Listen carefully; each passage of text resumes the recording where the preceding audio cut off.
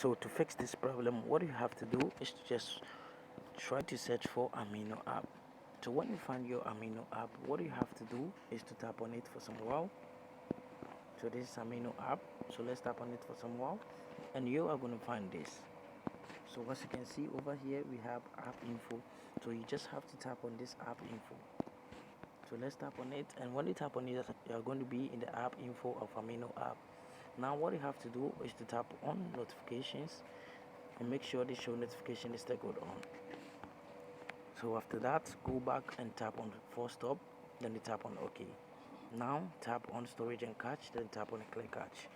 Go back and tap on mobile data and Wi-Fi and make sure the background data is turned on. So after doing this, what you have to do is to go to Google Play Store to check the latest update of this app. So after updating the app, you're going to see open section over here. So what you have to do when you see the open section is don't tap on the open, but rather try to restart your device. So tap on your power button for some while, tap on restart, then tap on OK, and this problem is going to be fixed. Thank you for watching this video. See you in my next video.